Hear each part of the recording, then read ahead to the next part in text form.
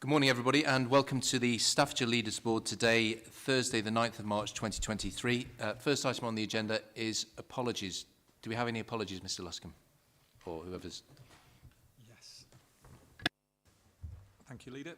So we have apologies from Councillor Patrick Farrington, Olivia Lyons, George Allen, and Councillor Jeremy Oates. Thank you.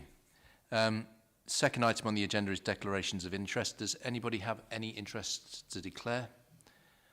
For the record, nobody is indicating. Item number 3 is minutes of the previous meeting. I'll just take them for accuracy.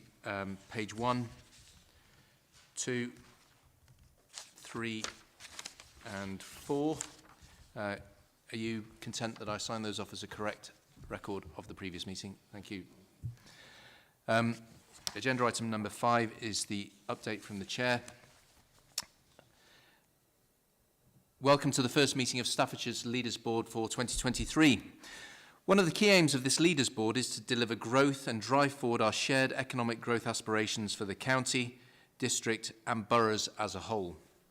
It was therefore great to have the fantastic news at the start of the year of some success in the Levelling Up Fund Round 2 bids. Prior to this round, Staffordshire local authorities had already secured over £130 million in investment through Future High Streets Fund, Town Deals and Levelling Up Fund Round 1 for town centres across the county. This board undertook to promote further bids for LUF 2, highlighting the strength of our joined-up approach. This undoubtedly helped to secure a further £17.1 million for Leek Town Centre and £20 million for investment in our own transport infrastructure, including enabling improved and greener access to our town centres. There was great news for Lichfield too in a recent report by EY, which revealed that Lichfield is set to record the West Midlands' fastest annual improvement in economic performance between 2024 and 2026, which is a real tribute to Lichfield District Council, its councillors and officers. And it is set to become the UK's joint 4th fastest growing location over the same period, which is absolutely tremendous. So congratulations to Lichfield District for the work they're doing there. After a difficult couple of years for many businesses, there's a real sense that our local economy is flourishing once again. We have a packed skills and employment agenda in the county, and our new startup hubs are a great way for people interested in becoming self-employed to find out more and how to take that first step. Our libraries in every district and borough are now offering a dedicated space allocated for startup promotional materials, leaflets, business-related reading books and information fact sheets. And for our startup sessions running in March, we've teamed up with Business Enterprise Support, who will be able to provide information and signpost people to other sources of information and agencies. We have a strong track record for startup survival in the county, which is higher than the national average, and it's really encouraging that Staffordshire is providing the right environment for startup businesses to grow and thrive, and vitally, to operate successfully through the difficult first few years. Turning to asylum seekers. The issue of how we manage the increasing number of asylum seekers coming to the county is never far away from the headlines. In Staffordshire, we have always played our part in supporting those fleeing war or persecution, and we will continue to do so. However, it is hugely important that local authorities are fully engaged in the planning stages to ensure that both the locations are suitable and that the wraparound support is available for the asylum seekers. Last month, representatives from this board joined MP Kate Kniveton in a face-to-face meeting with the Home Secretary, Suella Braverman, at Westminster. It gave us a useful opportunity to discuss the issues we currently face and to press for the need for closer collaboration with the Home Office and its partner Serco moving forward. I'm going to turn now to the Armed Forces Community Covenant. In Staffordshire, we are hugely proud of our links to the Armed Forces and are honoured to be home to the National Memorial Arboretum. And so as council leaders, we had no hesitation in joining together to reaffirm our commitment to the county's Armed Forces community and to encourage other organisations to pledge their support. The covenant is a promise to the nation, promised by the nation, ensuring that those who serve or have served and their families are treated fairly, and ensuring all members of the Armed Forces community have the same access to public and commercial services as any other citizen does. The declaration builds upon already strong relationships between partners to ensure the principles of the covenant are upheld locally. And finally, the forthcoming Staffordshire Day and the coronation. Looking ahead slightly, board members will be supporting our local communities to celebrate the coronation of King Charles III on May the 6th. Coming just days after our own Staffordshire Day, the extra long weekend will give people a chance to mark this historic event with friends, families and their local communities. All the members here today will be flying the flag and helping people and businesses to enjoy the celebrations with a host of county-wide events. So we would encourage everyone to soak up the feel-good factor and get involved and support the local street parties, coronation big lunches and a big help-out day on the Monday where we can. Thank you. So let's turn to today's agenda. The first item is agenda item number 5 is economic vision and priorities. Who's going to lead off on that? Mr. Ayres. Thank you and good morning everyone. Attached to this document and to the paper here is in the appendix is the actual strategy itself, which we'll be asking the board today to sign off. This is a joint piece of work highlighting our shared ambition across Staffordshire as local authorities. And we believe that this strategy will really set out clearly what our priorities are for the economy, something that we can communicate effectively to our businesses, our residents, and to external partners and future investors. The document sets out a shared vision that people across Staffordshire will benefit from more and better paid jobs in one of the UK's primary locations for sustainable green growth and investment, creating places we can all be proud of, driven by innovation and new technologies. The strategy then sets out our shared priorities, which are around our town centres, developing our rural and visitor economies, optimising small businesses and start-up support, skills development, which is later on the agenda, the infrastructure development required to support housing and business-led growth, exploiting our strategic growth corridors, such as the work currently being done around the A50 and A500, addressing climate change and supporting green growth, and then finally supporting Staffordshire's development of its culture, leisure and heritage offer. So it's a really exciting strategy, I think, that allows us to communicate effectively about our priorities. And the bit that really stands out is towards the back of the document is a summary of each of the offers for each district and borough area around its economic strengths and what's being done to support that economy currently. So it really gives a good feel for the total offer across the county and the differences we have in each of our areas. And that's the summary. I'm very attracted to the idea of attributing growth to particular areas. So when you go to the back of the document, you can see, for example, Tamworth. We highlight, in partnership with Tamworth, these highlights were derived by speaking to the borough, £40 million town centre investment. Staffordshire Moorlands, £21 million of investment. This is on page 24. So most of the councils seem to have opted for the cash that's gone in. Lichfield has gone for the Michelin star restaurant, which I've been to, is wonderful and is actually driving a lot of the improvement in many of the retail outlets and dining outlets in Lichfield. And given the sort of visitor nature of Lichfield city in particular, and of course there's other attributes around Burntwood and the rural areas, a great thing to highlight.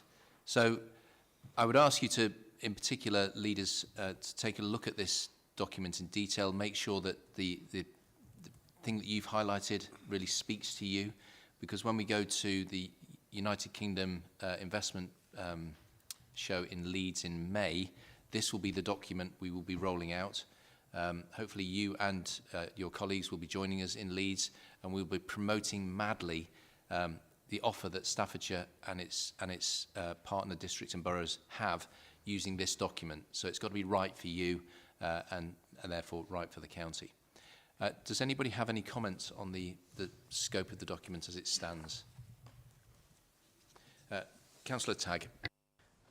Thank you, Councillor White. I really welcome this, and I think it's a great document. As it says in the report, we're one of the largest economic areas within the West Midlands when we're all taken together, and we've got this 10-year vision really set out in this document for take our economies across the county forward. And we've also got that key pipeline of schemes which sit behind this, which we can promote, and also in our investment prospectus. I think for me, as leader of Newcastle Borough Council, I think it allows us to punch above our weight when we go to national events to plug our regeneration opportunities in our borough. For example, the Rycroft and the town centre regeneration, which we've got Future High Street Fund and Town Deal money for. I think it's better we punching above our weight when we work together as a county is the best approach. As you said, Councillor White, when we go to those national events, we can then certainly act as a team. I think we can develop that as we go forward, and a lot of areas do that, and I'm really pleased now that Staffordshire is beginning to do that, so really endorse this document. Thank you.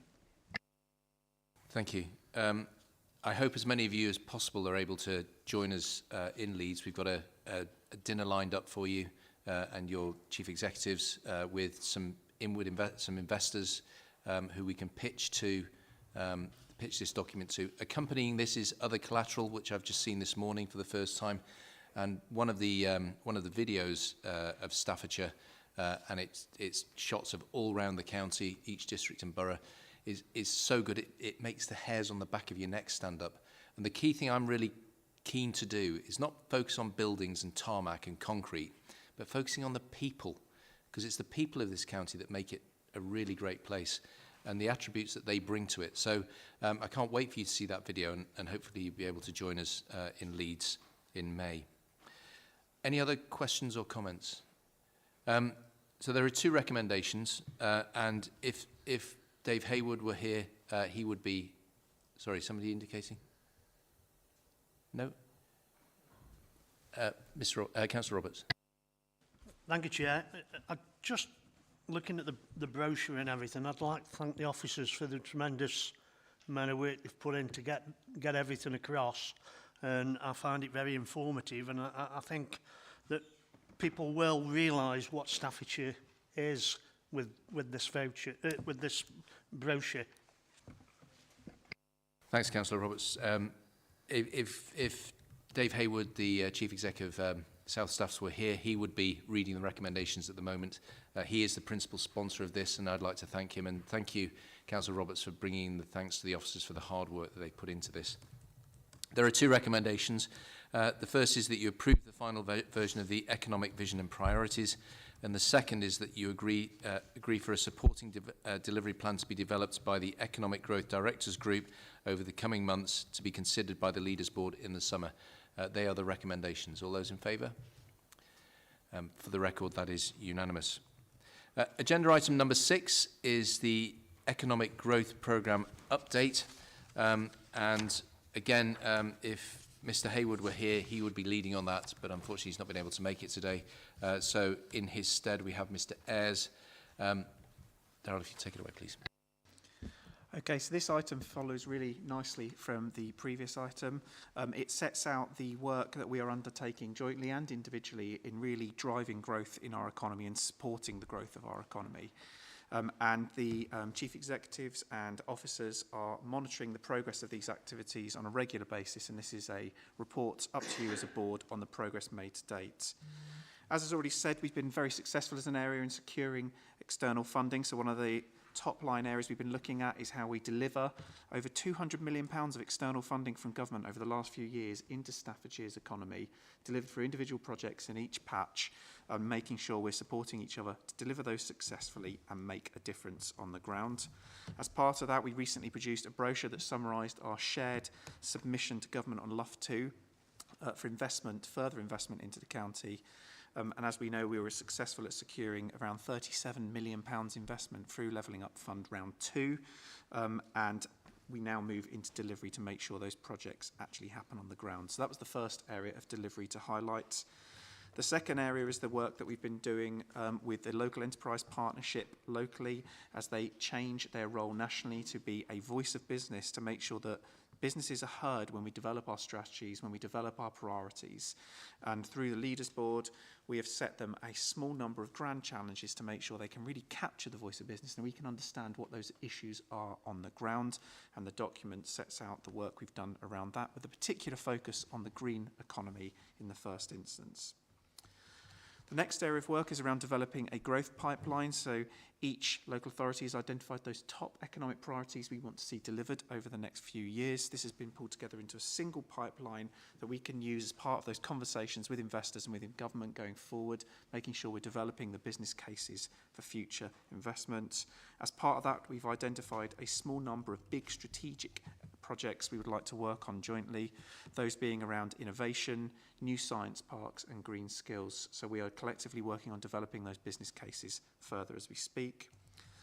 The UK investment event has just been mentioned. That's happening in May. We are updating our investment prospectus, our shared investment prospectus under We Are Staffordshire, that tells a really compelling story about all the investment opportunities available across everyone's patch in Staffordshire. And that new document, along with the strategy that we've just approved, will be shared and launched at that event. And then finally, we've been doing some detailed work around opportunities to be more consistent and joined up around how we approach spatial planning across Staffordshire to really benefit our communities and benefit the economy. So that's my summary of the work done today. Thank you. I just wanted to make a point in public, which I have made previously in public, around the way government encourages councils to bid for funding. I don't think it's a very efficient process at all. I think districts and boroughs and the county put in a tremendous amount of effort to try and secure funding, reaching for the carrot that is being dangled in front of us by central government. And sometimes we're successful and sometimes we're not successful. But in order to get to first base with a bid, you've got to build up a level of expectation amongst the people that you represent. And when those bids are unsuccessful, they are understandably disappointed. And you're left with a lot of you've had to divert a lot of resources. We've had to divert a lot of resources into these bids. This piecemeal bidding process needs to stop. We need to have some certainty around the funding that we can invest in our local areas, because for those people that are successful, and I'm looking at, say, Cannock, for example, if you are successful in securing the funding, you've then got to mobilise a huge amount of resources in order to successfully spend the money on the project that you bid into anyway. And in the meantime, inflation raging away in the construction sector means that the amount that you bid for originally may not represent the full cost of the project by the time you get to completion. I would appeal to government, once again, to stop with this piecemeal bidding process for funding, for essential funding for services and infrastructure improvements that people want in our area of Staffordshire and within the districts and boroughs. It has to stop. It's not satisfactory in any way, shape or form. That said, I'm trying to switch from being grumpy to being positive. There's an awful lot going on here, which is absolutely tremendous.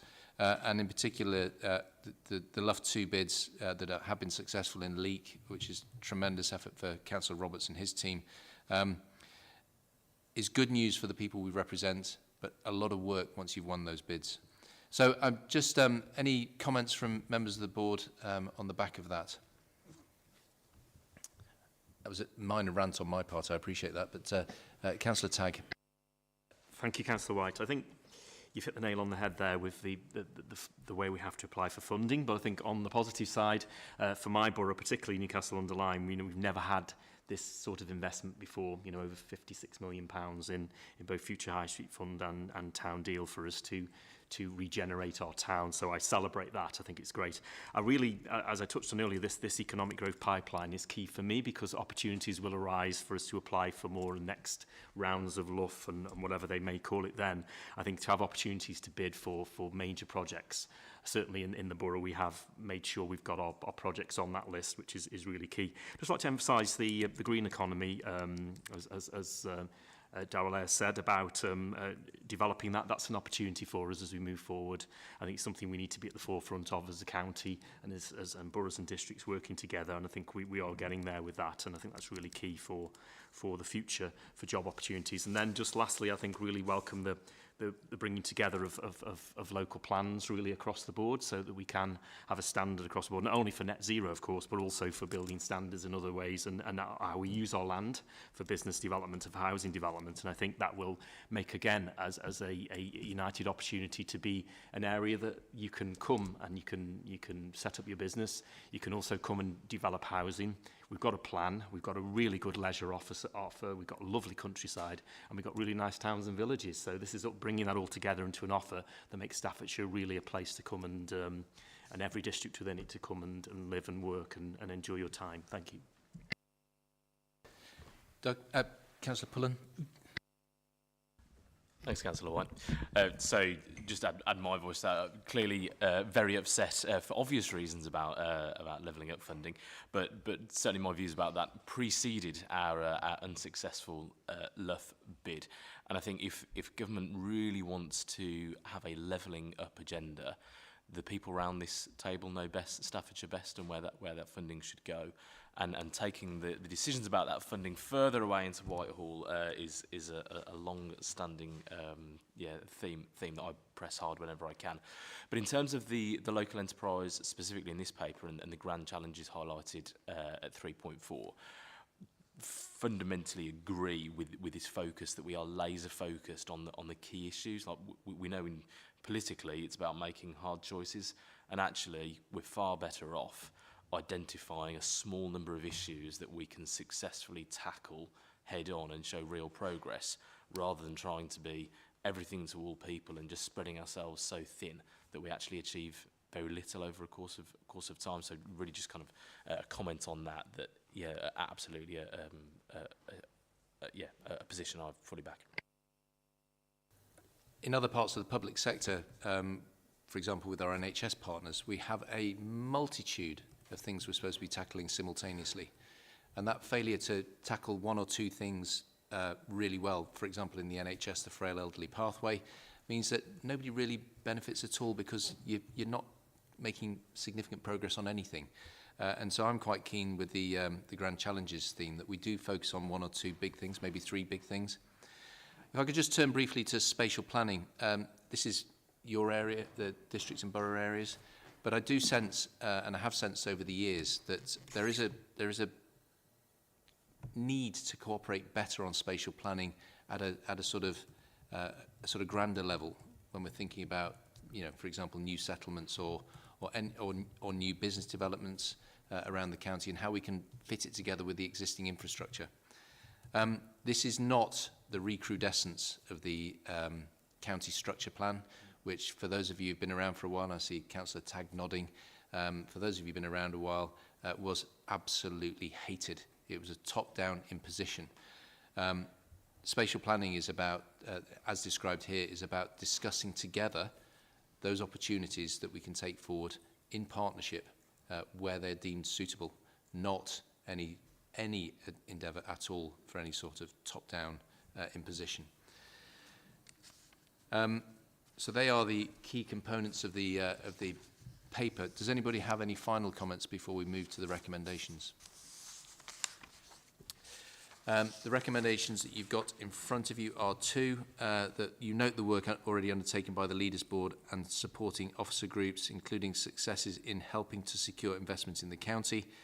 And the second one is to consider and comment upon the progress being made by on the many shared projects and programmes outlined in the report that are being progressed jointly by the Staffordshire local authorities. And again, before Councillor Roberts chips in and says thanks to the officers, I'll do it this time. Thank you for all the work that's going on this. Without the support of the officers across each of the districts and boroughs, we wouldn't be making the progress that we are, so thank you. You've heard those two recommendations. Those in favour? That is unanimous. Thank you. Agenda item number 7 is Staffordshire Employment and Skills Strategy. Once again, you see, I wonder if Mr Hayward's dodged this meeting deliberately, because it's all about Dave Hayward today, and he's not here. So, Mrs Roberts, if you can take back to Mr Hayward that he was missed, and that he dodged that particular bullet, that would be wonderful. For the Employment and Skills Strategy, nominally led by Dave Hayward, but we have with us Mr Baines and Mr Ayres, who will, one might introduce the report and the other might talk about it, or one just might do both of those things simultaneously. Mr Baines, you're going to give us the whole shooting match. We're with you. Thank you very much, Leader. So there you have a paper setting out for you the employment and skills strategies that we see for Staffordshire. This forms the framework for the design of a wider Staffordshire employment and skills strategy. And this strategy is being developed to help support the economic vision and priorities we've heard about already this morning, and also to inform the development of the local skills improvement plan already underway for Stoke-on-Trent and Staffordshire. Why we need this strategy is for several reasons. It sets out the skills ambitions for Staffordshire to inform any devolution deal. It provides the skills priorities to inform new accountability statements required from education providers, and it fills the vacuum with the changing nature of the local enterprise partnership and the cessation of the skills advisory panel. But importantly, it forms the basis for any ask to government on any future devolution deals and investments in skills that we see, and help shape the market in terms of the skills priorities we need to deliver a productive economy in Staffordshire. The overall aim of the strategy is to build on our recent employment skills improvements we've seen in the local economy, to transform that labour force into a high-skilled, high-wage and better job economy, and support that growth in economic activity. The strategy, as you'll see, has 5 main priorities, underpinned by the need to continue to develop digital and green skills to support the adoption of new innovative and productive technologies and our transition to a net zero economy. The priorities themselves look to create an informed, aspirational workforce to ensure all can access work and be productive in their life. Also to create a culture of people and businesses who want to earn and learn, train and progress, and provide the technical skills, particularly at levels 4 and 5, and through apprenticeships and higher technical qualifications that help to develop new models of delivery, such as through micro-credentials, to meet ever-changing employer demand for skills. The priorities also support innovation and enterprise to help enable more residents to start and grow their own businesses, and promote strong collaboration with education institutions and employers to continue to develop high-level technical skills developed by new state-of-the-art investments, such as the recent £16 million investment in the Institute of Technology. And therefore, today I'd like to seek your and consider your comments on this draft vision and priorities set out within this report. Thank you very much indeed. Myself, Mr Henderson and others were at Keele University yesterday evening talking about just this subject and the outreach the university wants to undertake in helping people with those very important skills that are not necessarily university level, but actually creates that link between the universities and further education colleges. And I think this is part of a great offer that we have in Staffordshire, an improving offer that we have in Staffordshire. Having good employability and skills is absolutely vital if we're going to be successful. My second son has recently completed an apprenticeship at IMI Engineering in Fradley. He's not been to university. Therefore, he doesn't have any debt, and therefore he is able to get going in life, get himself set up debt-free with the skills that are very, very transferable. He's a CNC machinist. You can pick your job, really, when you've got those sort of skills, and absolutely fantastic. That's not to be derogatory about people who go to university and study anything academic or arts-orientated or not particularly practical, but there are other options. And I'm really keen that we promote those other options because they really do add value and they are needed. They are needed. Councillor Roberts. Thank you, Chair. I welcome this employment and skills strategy. Exactly the same, you know, but I think we need to pick up a bit more on, as you've said, apprentices. Not everybody is technical minded and can go and sit for qualifications, and I think that we need as a council to produce more apprentices going forward, or encourage the companies and probably get some finance to them so that they can do apprentices. I mean, I served an apprentice, I've taught apprentices, you know, so I know that there is a shortage. I think when I started, as we said last time, there was 140 apprentices in my year. The following year, it went down to 2, you know, and we've lacked the skills. So I welcome this. Councillor Tagg. Thank you, Chair. I really welcome priority 3, and I think it's really the right time to really focus on that, particularly automation and AI, because we've seen over the last few months even how that has moved forward dramatically. I think over the next few years it will change the way many people work and the way education works, the way retail works, the way customer services work. And I think obviously we need to skill up our workforce to take advantage of that and the opportunities that will follow on from automation and AI. It's not necessarily going to take everybody's jobs, as we saw with the Industrial Revolution, we saw with the internet. It actually opens up more opportunities for more jobs that we can't even think of now people will be doing in 10 or 15 years. So I really emphasise priority 3 and welcome the report as a whole, as colleagues have done. But that AI and automation focus is really key for me. Thank you. Councillor Tagg, is that the prospect of other councils being replaced by ChatGPT, is it? We can control them more, perhaps. Priority 2 for me is a very, very important one, which is inspirational careers advice. I appreciate it was a very, very long time ago now when I got my careers advice at school. I was about 13, 14, and it was before I took my options. And the careers advisor, who was a teacher, who'd done school, university, school, so not a great breadth of experience to draw upon in guiding me in the direction that teacher saw fit, said, "You're good at sport, I think you could be a leisure centre manager." And so whilst that was an interesting option, it wasn't very inspirational, and neither was it very aspirational. And for the majority of boys that left my school, it was an all-boys comprehensive in Stockport. The expectation was that you went down to work at Needham's, the foundry. If you look at the drains around pretty much most of the United Kingdom, you'll see it's Needham's, Stockport. And so when I said I was stepping out to go to university and join the army, a mate's dad just said to me, "What are you doing that for, lad? Just get yourself down the foundry. There's jobs there. Get yourself down the foundry." Now, there's nothing wrong with getting down the foundry, but for those people who want to lift themselves upwards and outwards, inspirational and aspirational careers advice really does help. I'm really keen that as part of this, we get an aspirational workforce, because that's how we get better, and that's how our place that we live in gets better as well. Councillor Pullen. Thanks, Councillor White, and I'd echo all those that have gone before in terms of the other priorities. The priority I just wanted to pull out was priority 5, create a place of learning. I think the commoditisation of education is a bit of a stain on this country over the last sort of quarter of a century or so, really. And actually learning for learning's sake, and actually making that a continual piece that we do throughout our lives, so important, not just when we're sort of 11 to 18, but actually throughout our lives.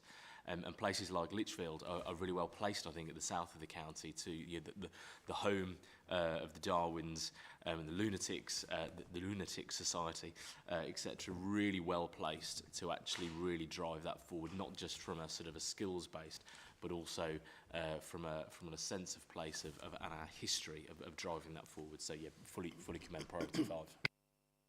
Of course, the world's first lexicographer was born in Lichfield.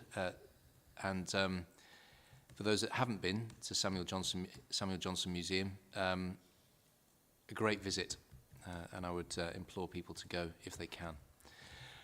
Okay, any other comments on this item?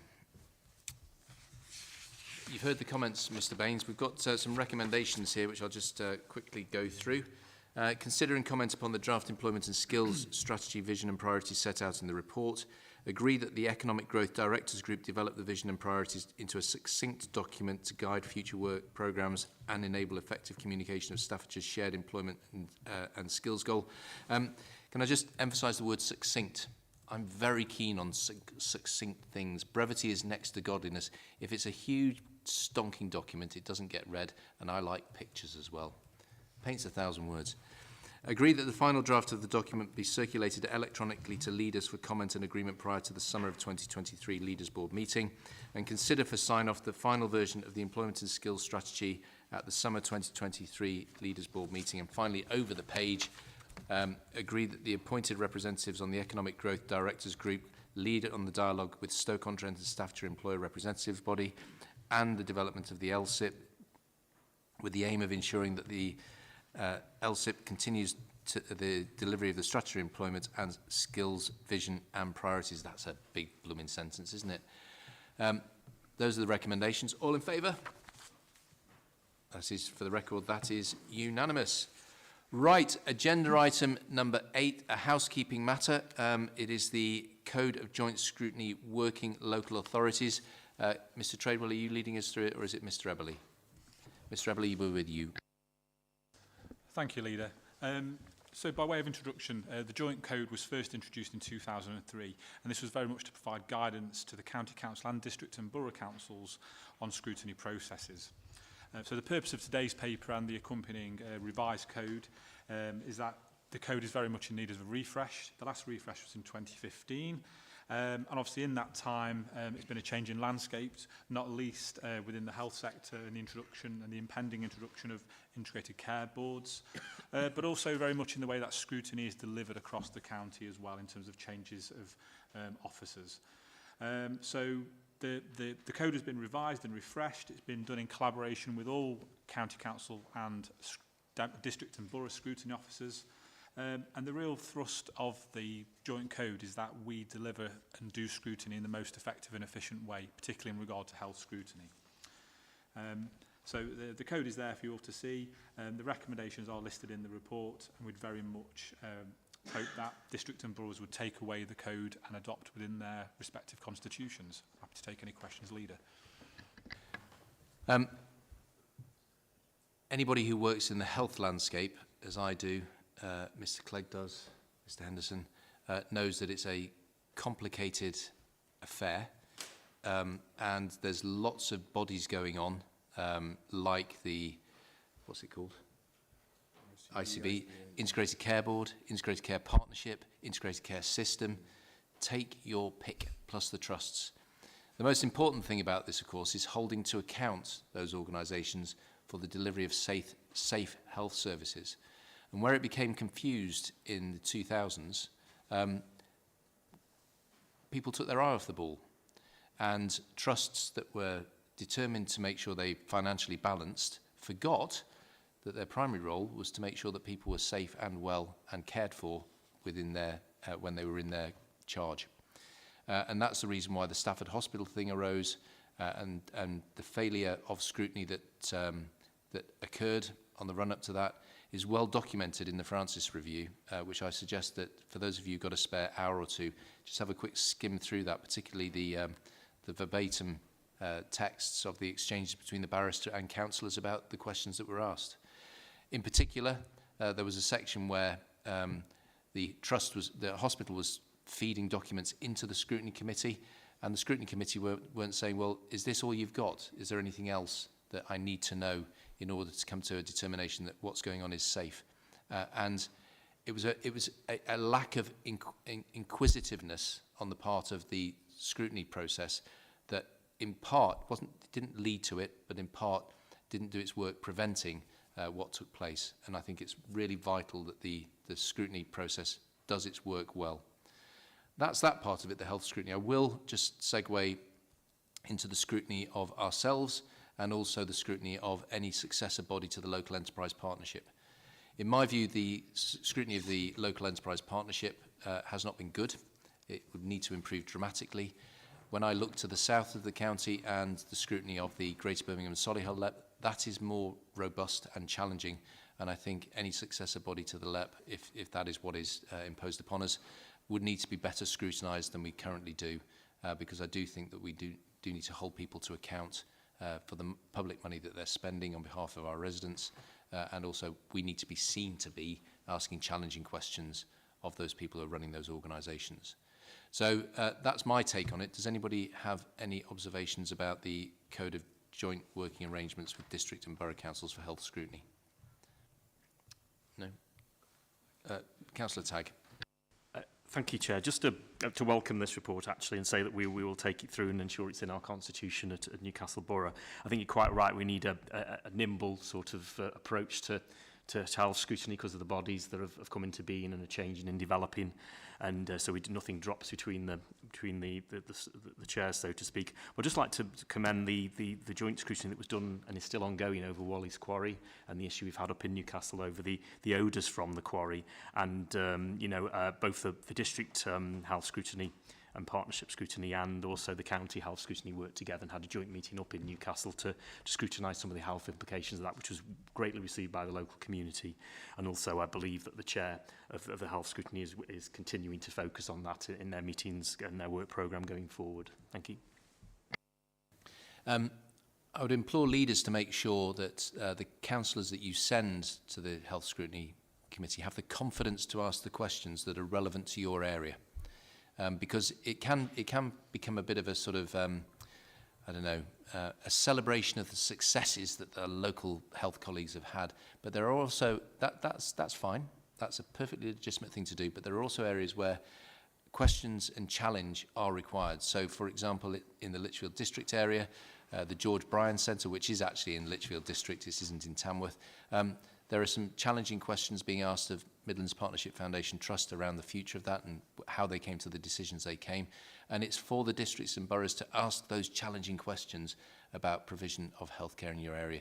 Many of us are seeing the provision of primary care, particularly GP services, in decline, and accessibility to GP services in decline. It's really important that councillors who are part of these committees have the confidence to say to the representatives of the primary care sector, what are you doing about the provision of GP services in my area?